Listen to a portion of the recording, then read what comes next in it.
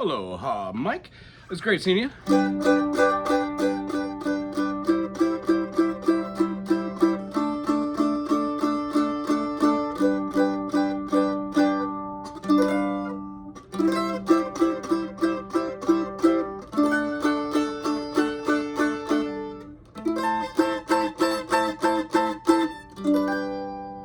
A fun way to get in and out of chords and to use chords that are outside of our 7 diatonic, like a G major, C major, D major, and an A minor, are all pretty relative. The D major would have been a D minor in the key of C, and in the key of G, it's a D. So when we switch from our G to a C, we're quite literally playing the 1, the 4, and the 5 of the key of G.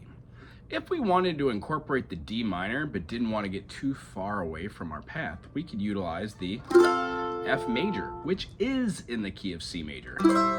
And it has the same spelling as the key of D minor. Now, there is no minor tonality, but a D minor and an F major are essentially the same thing. One has a light and airy happy tone, and the other one has a dark, mysterious, solemn tone. That's the D minor. G and E, same difference. A major and E.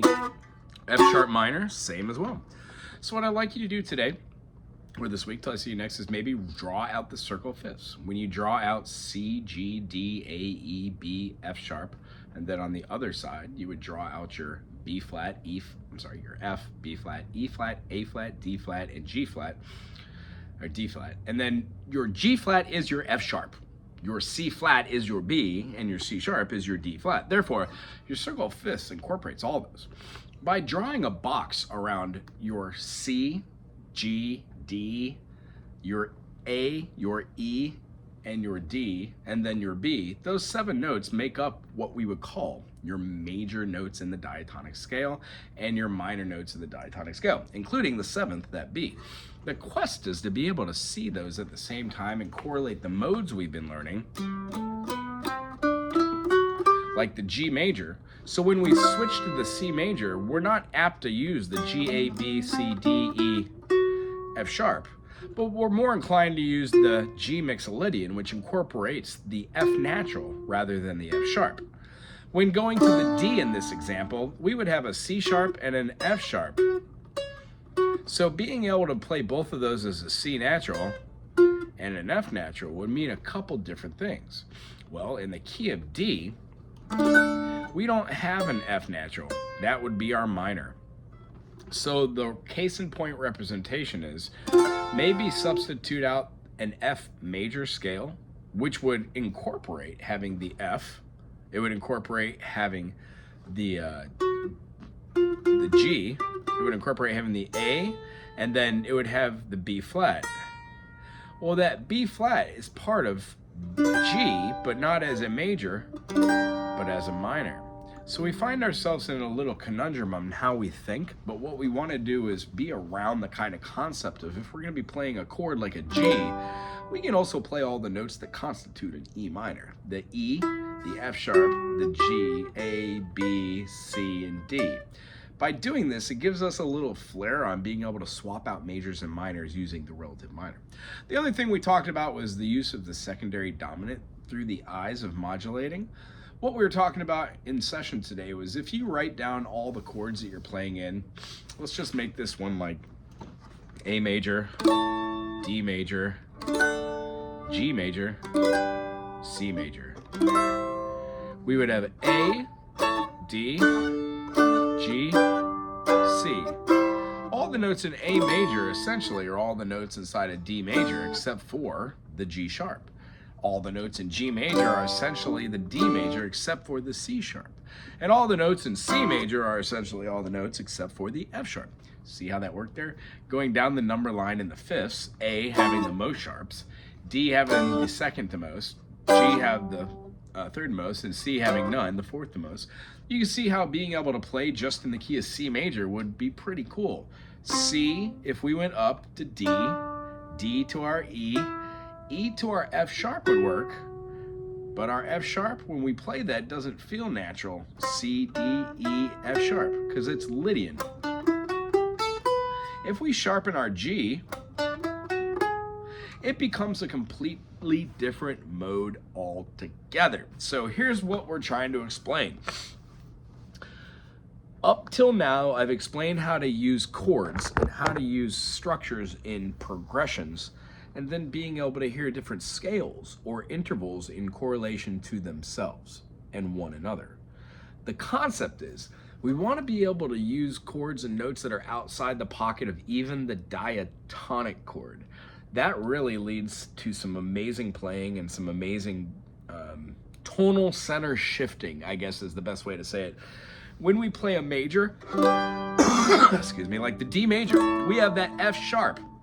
Well, in a D major, that was an A, I'm sorry, same difference. A major, we have that C sharp. Well, that C sharp, in between the C sharp and the C, actually is the tonal middle. If you were to cut down the wavelength, just purely mathematical, it would fall in betwixt the flat 3 and the natural 3. Therefore, there really is no way in the Western ear to have perfect union of chords, and microtonal systems are the only thing that really offer that. So, having said that, being able to get outside the box of, let's say, when we're playing in the key of A major, G major, D major, and C major, if trying to focus on just playing a C major, yeah, the A major, we would have our C. That doesn't work well. So the kind of concept is, if we're playing pentatonically, if we were to change that A major and have a C in there, that would change it to a minor. That does nothing now for my notes, but I can use that C to do a half step right into the C sharp. Thusly, the note that was wrong now is the right note. And the conscious effort is, was it the wrong note to begin with?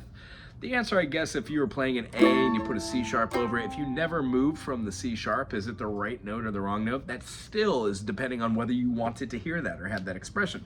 Whether that C sharp is part of a polytone or a polychord that's laid on top of there. What we're trying to achieve with that. Simply said, not the long story short, that C doesn't belong there. So if we do a half step, that is a great little movement. Why? The meat and potatoes of all scales and all modal structures are, to me, the half steps. Now, there are intervals that work wonderful, but half steps are really where we start at. The reason why I'm showing what a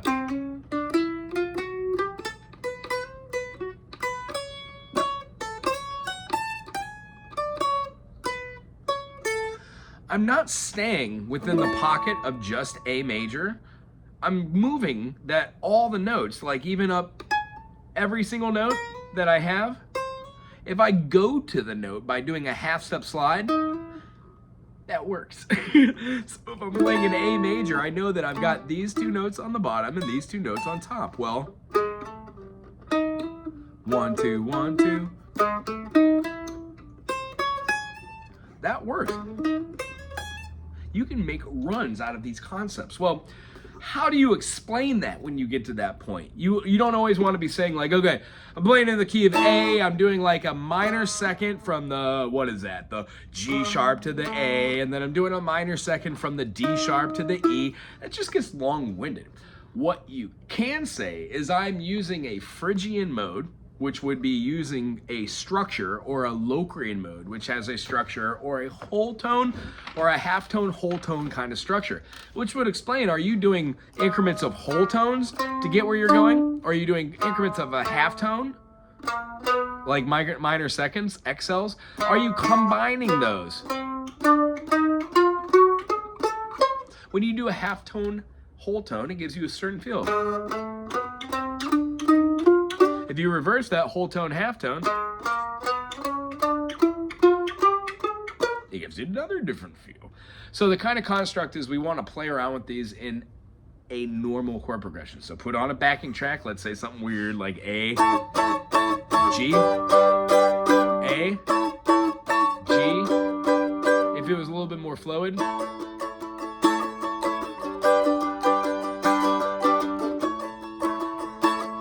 we can first start off by thinking, well, what would we do with our major? A major? Well, yes, we could have our A, B, C sharp, D, E, F sharp, G sharp, A. But knowing we're going down to our G major, we know that there is not a G sharp in the key of G. So do we want to change the tonality? Do we want to play outside the box? No. Can we play that G sharp and go to a G while doing this? If we were playing this G natural here and go, yeah, but that note doesn't need to stick around. It needs to go to somewhere. So a fluid motion of triplet, tuplet, 1 E and, that is what we want to achieve by hitting the wrong note. I hope this is making sense. When we call something like a Lydian sharp 5, we are quite literally taking the chord that we're in, like a G major, so we'd have our G. G major has a G, A, B, C. So if we played a C sharp, G, A, B, C sharp, that would consider itself Lydian. Well, the next note we're supposed to hit is that D, but if we hit a D sharp, that gives us a raised 5. Therefore, the tonality we get out of G major with a solo or a melodic structure that would utilize feels out of the pocket. Now, granted, we won't hang out on that C sharp, not gonna hang out on that D sharp. However, we will be utilizing those up and down the fretboard and maybe do that as a run.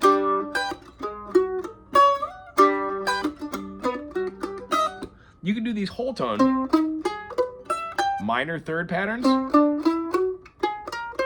Whole tone patterns work great. I mean, Tony Rice, there's just so many that use these kind of extravagant means, and the idea is you gotta learn the rules to break them. So I'm gonna send you a little video here that has all 3 of these patterns in a separate little GIF, and hopefully you could just look at what chords are created from the melodic minor, harmonic minor, and just the natural Ionian.